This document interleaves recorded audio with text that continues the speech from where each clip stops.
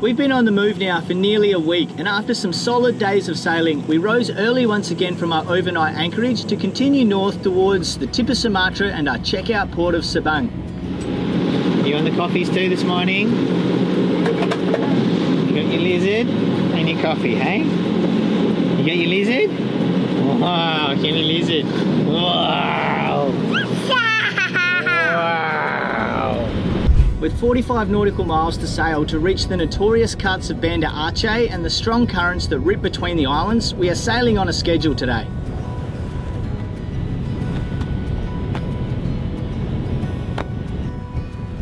With a full moon creating some of the biggest tides of the year, we can expect the tidal current to flow up to 6 knots as the Indian Ocean pushes its way around the tip of Sumatra and between these skinny land masses.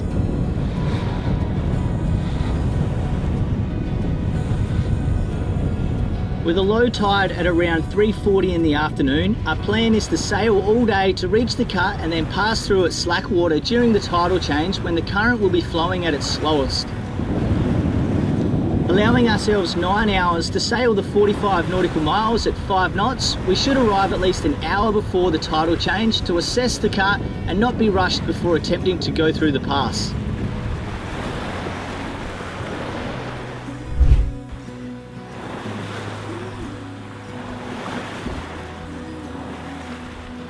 The Sumatran coastline is just incredible. These mountain ranges are magnificent and such a beautiful scenery to be sailing alongside. Yeah, it's such a change in landscape for us. We've been looking at small little islands for a very long time, and yeah, to see these, it's really, really cool. My mind just keeps going to all of the different foods and stuff in Thailand. I'm just craving so many things. Remote Indonesia is nothing like Bali. It's very limited in what you can actually get. So I'm just really looking forward to getting to Thailand and having, like, I don't know, soups, salads, burgers, curries. Like, I'd love to have like a vegetable curry, a tofu curry, salmon and roast veggies, grilled asparagus, like zucchini. I'd love to have like a vegetarian lasagna. Oh. Through this northern part of Sumatra, we have a lot of early morning offshore winds, which makes for some super fun sailing as it blows up to 10-15 knots for a couple of hours. The wind is meant to swing to the southwest to be more monsoonal throughout the morning, but we're currently doing our 5 knots, so we should reach the cut on time. While we are sailing out in these waters, many people ask us about if we're ever nervous or scared about pirates. But it's not the pirates out here you need to worry about, it's the pirates online. So to protect ourselves from these nasty looking online pirates, we use Surfshark. Surfshark is an app or browser extension that allows us to change our IP address to unblock content that, well, otherwise we basically would not be able to have access to. It also allows us protection on all platforms across unlimited devices, all on the one account, simply by opening up the Surfshark browser, activating the VPN with any country or IP address that you choose. It then encrypts our data, which adds an extra layer of protection to keep all our passwords and personal information safe. As we do a lot of banking, we do all our banking online. We want to make sure we keep the information very private and not being able to leak out to those nasty pirates that are online, that are trying to get all your data. So by using VPN, it protects us from that. Whilst we are sailing at night, we like to be pre-organized and download some of our favorite shows that we can watch while we're sitting in the cockpit. By using a VPN, it makes downloading files a whole lot safer, and then also by using the VPN, we can access all our favorite shows in the Netflix library, which aren't necessarily available within the Indonesian library. Surfshark are offering a great deal for our audience, for our followers, for you guys. So if you enter the promo code FROTH, you'll get yourself 83% off and an extra 3 months for free. There'll be a link in the top of the description down below. All right, I've got a joke for you. So why are pirates called pirates? Because they are. All right, let's go see how mum and family are doing upstairs. Whoa, that was a good one. Go again, big blow.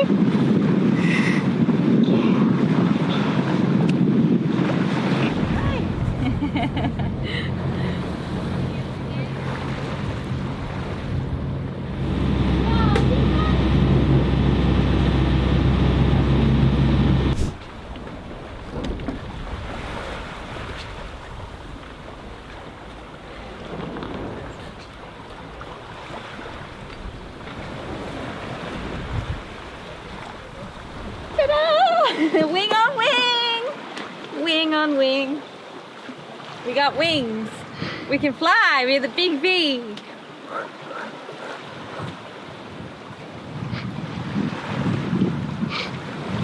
You're such a nerd, eh? Funny thing about love, when it comes and goes, you never know. So you gotta keep your heart exposed, and you can be sure there's no cause and no cure. And if it wants you, oh, it'll come and find you.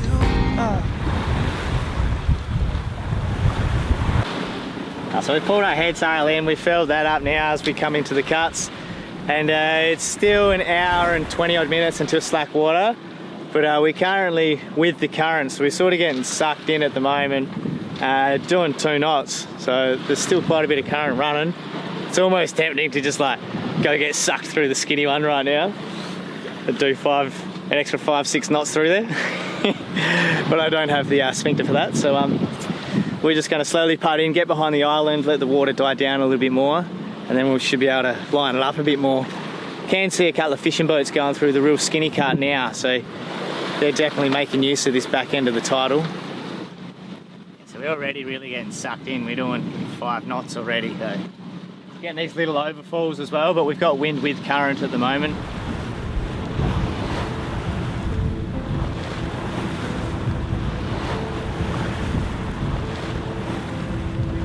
Getting behind the island, and it's like it's a bit of calm water there, and then we'll be able to see what's going on down the channel, eh? Can't see anything out in that channel, which is here.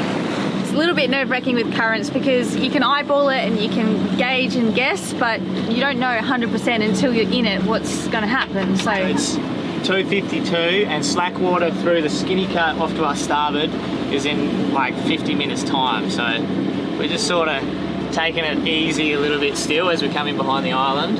We do have the current going with us, so we might poke our nose through in about 20 minutes. It'll take about 20 minutes to get through, so then we have the back end of the current with us and then slack water as we get through the end of the cut. That's the plan. We've timed it really well.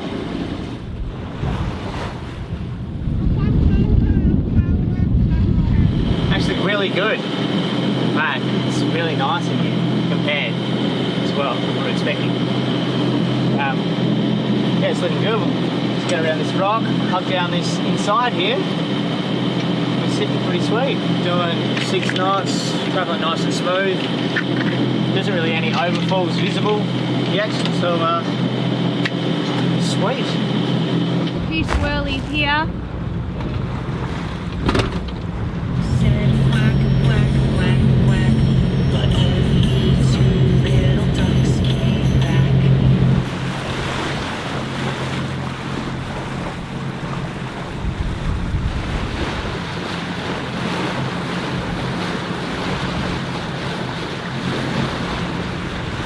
Well, we got through the cut unscathed. Jordan's back there. I think he's going to crack a beer. It's always a bit nerve-wracking going through this area. That was so good. Like, that's the smoothest. We've been through this place 3 times now 4, and that was the smoothest, best it's been. Like, that's just, we timed it perfectly with the currents and the wind and everything. So it's just good job, good skippering. Good work.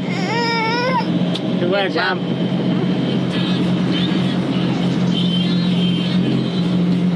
It's like 3:40, so it's dead slack water right now. So these blokes know what they're doing. And the cut looks so calm in there. You can't even see no overfalls, no wild water or nothing. Yeah, but the other side is a bit gnarlier, right? It's shorter but gnarlier? Yeah, it's skinnier, so it's just gnarlier. Like, the current's just so much more stronger. But yeah, these boys know what they're doing. They've timed it absolutely perfect. They're charging it now. They were just sitting out here, right, waiting, and now they're just charging it. Nandji boy.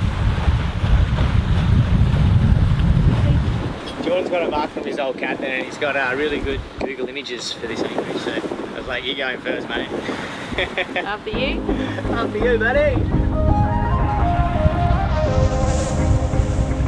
Lost track of the forest through the trees, forgot what I was chasing. Spent so many nights living out at sea that my heart is gone vacant. And everybody who was close to me all stayed on dry land. So Now I'm driving back on Interstate West. I just gotta feel something. Not gonna wait till the morning.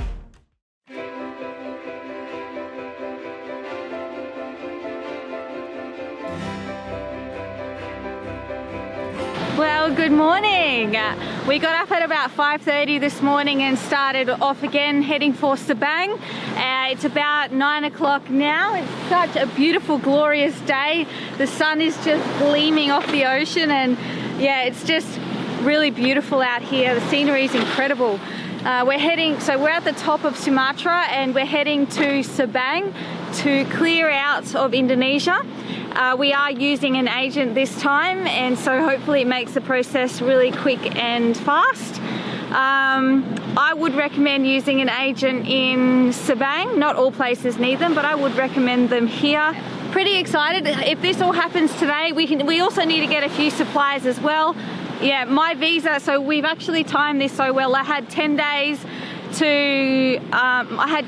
left on my visa. My visa is different because I went back to Australia and then came back through on a different visa than what Yosh and Tallulah are on, and so it's about to expire today. So we've timed it perfectly. Like 10 days ago we weren't sure if we were going to make this just because of the weather that was forecasted and the trip that we had, but we've actually made it here on time and it's all kind of lined up. Anyway, this is just glorious day. What a beautiful last day in Indonesia it is.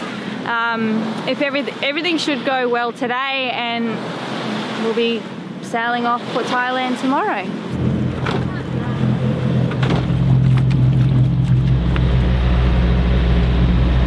This morning at 5:30 when it was dark still, we hit something. And so Yosh had to jump in the water and there was a Hessian bag wrapped around the prop, and so we had to cut that free and all good, but bit of action for the morning. I'd cuddle a hippo, you might just squash me. Woo! That statue is the most western point of Indonesia. So welcome to the Wild West. This is as west as it gets. West is best. Oh my goodness, they're everywhere.